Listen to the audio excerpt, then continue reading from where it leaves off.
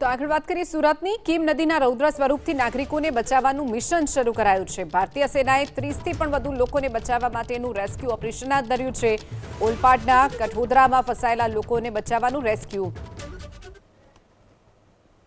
ગામે હાલ છે તે રેસ્ક્યુની કામગીરી ચાલી રહી છે। સ્થાનિક પોલીસ પ્રશાસન અને ઇન્ડિયન આર્મીની ટીમ જે છે તે રેસ્ક્યુ માટે જોડાઈ છે। ખાસ કરીને જે અહીં પરિશ્રમ પાર્ક નામની સોસાયટી હતી ત્યાં છે તે કેટલાક લોકો ફસાયા હતા। 3 જેટલી મહિલાઓને અહીંથી રેસ્ક્યુ કરવામાં આવી છે। ખાસ કરીને એક વૃદ્ધ મહિલા છે જેમને ઊંચકીને છે તે આ જે આર્મીની બોટ જે છે રેસ્ક્યુ બોટ તેની અંદર લાવવામાં આવ્યા હતા। જ્યારે અન્ય જે 2 મહિલાઓ છે તેમને પણ અહીંયા हाल से रेस्क्यू કરીને बोटમાં लावવામાં આવ્યા છે। अपनी साथ महिला છે।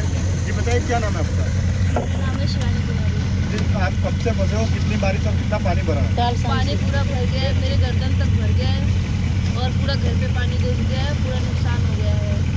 किस तरह से रेस्क्यू किया गया? कोई है ही नहीं, हम लोग आप लोग हेल्प करने आए हो, पुलिस और आर्मी और प्रशासन। अभी आप कहाँ जा रहे हैं बाहर निकल के? अभी हम जा रहे हैं अपनी आंटी के घर पे क्योंकि पानी बहुत भर गया है, तो हमें रहा नहीं जा रहा था इस पानी में। कितना नुकसान हुआ? बहुत नुकसान हुआ है, हम लोग बचा नहीं पाए कुछ भी। બિલકુલ। તો જે રીતે કીમ નદીના પાણીએ જે વિનાશ વેર્યો છે, જે મહિલાને રેસ્ક્યુ કરીને લાવવામાં આવ્યા હતા તેઓ હાલ છે તે જણાવી રહ્યા છે કે આખા ઘરમાં તમામ વસ્તુઓમાં નુકસાન થઈ ગયું છે, ઘર વખરીને અનાજને, અને તેઓ હવે છે તે અહીંથી સ્થળાંતર કરીને પોતાના સગા સ્નેહીજનો પાસે જઈ રહ્યા છે। ખાસ કરીને જે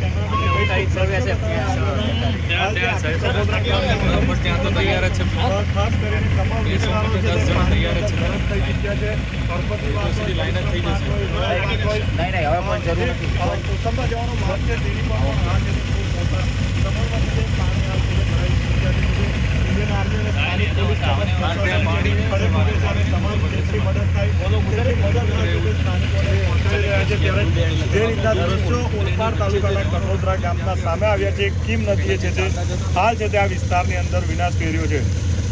કેમેરામેન વિજય સાથે ઇન્દ્રમલ શાહ, એબીપી અસ્મિતા, સુરત ગ્રામ્ય। સુરત જિલ્લામાં ગઈકાલથી વરસી રહેલા સતત વરસાદને લઈને અને ઉપરવાસના વરસાદને લઈને કીમ નદીએ પોતાનું રૌદ્ર સ્વરૂપ ધારણ કર્યું છે અને હાલ આપણે ઓલપાડ તાલુકાના કઠોદરા ગામે છે જ્યાં 30થી વધુ લોકો છે તે પૂરના પાણીની અંદર ફસાયેલા છે।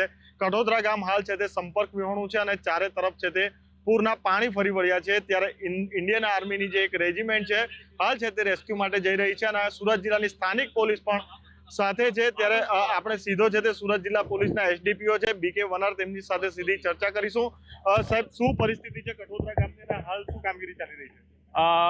આપ જાણો છો એ રીતે ઉમરપાડા છે, ઉપરના જે વિસ્તાર છે એમાં માંગરોળ છે, માંડવી છે, એ તાલુકાની અંદર ઉપરવાસમાં ભારે વરસાદને કારણે નીચાણવાળા વિસ્તારમાં પાલોદ છે, કીમ છે, ઓલપાડ છે, કોસંબા છે, એ વિસ્તારમાં પાણી ભરાયેલા છે, જેને કારણે સોસાયટીઝ અને ઇન્ડસ્ટ્રીયલ એરિયામાં હેવી રેનને કારણે પાણી ભરાયેલા છે। એને કારણે ઘણા બધા લોકો ઇન્ડસ્ટ્રીયલ એરિયામાં અને રેસિડેન્શિયલ એરિયામાં ફસાયેલા છે અને સવારથી જ પોલીસ તંત્ર અને એનડીઆરએફની ટીમ, એસડીઆરએફની ટીમ, ફાયરની ટીમ અને આર્મીની ટુકડી છે એની સાથે આ રેસ્ક્યુની કામગીરી ચાલી રહી છે।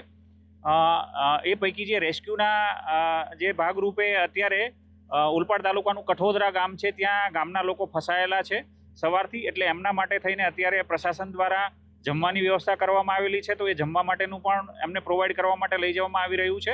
એ ઉપરાંત એમને રેસ્ક્યુ કરવા માટે થઈને ઇન્ડિયન આર્મીની એક ટુકડી છે એની સાથે બોટમાં અત્યારે એ લોકોને રેસ્ક્યુ કરીને પરત સ્થળાંતર કરાવવા માટેની કાર્યવાહી હાલ ચાલુ છે। સૌથી મોટો પ્રશ્ન એ ઉપસ્થિત થાય છે કે જ્યારથી ભારે વરસાદની આગાહી હવામાન વિભાગ દ્વારા કરવામાં આવી છે, પ્રશાસન, પોલીસ સહિત તમામ છે તે પ્રયાસ કરી રહ્યા છે સુરક્ષિત સ્થળે ખસી જવા માટે, છતાં પણ રેસ્ક્યુની કામગીરી એટલી ને એટલી જ કરવામાં આવી રહી છે। શું કારણ? આપ જાણો છો એ પ્રમાણે ગઈકાલ અને પરમ દિવસ રાત્રેથી અને બપોરથી જે પ્રશાસન દ્વારા, પોલીસ દ્વારા તમામ લોકોને ગામડે ગામડે જઈ અને જે જગ્યાએ નીચાણવાળા વિસ્તારો છે અથવા પાણી આવવાની સંભાવના છે ત્યાં એ લોકોને સમજાવીને ઓલમોસ્ટ ઘણા બધા લોકો છે એમને સ્થળાંતર કરાવવામાં આવેલું છે। એમને બહાર નીકળી, પોતાના ઘરમાંથી બહાર નીકળી જવા માટે સમજાવવામાં આવેલા છે। તેમ છતાં પણ કેટલાક લોકો છે એ પાણી નહીં આવે એવી માન્યતાને ધ્યાનમાં રાખી અને પોતે ત્યાં રોકાયેલા હતા અને જીદ ઉપર ઉતરેલા હતા। એટલે એમને અત્યારે હવે એ ફસાયેલા છે તો એમને કઠોદરા ગામની અંદરથી રેસ્ક્યુ કરવાની કામગીરી હાલ ચાલી રહી છે।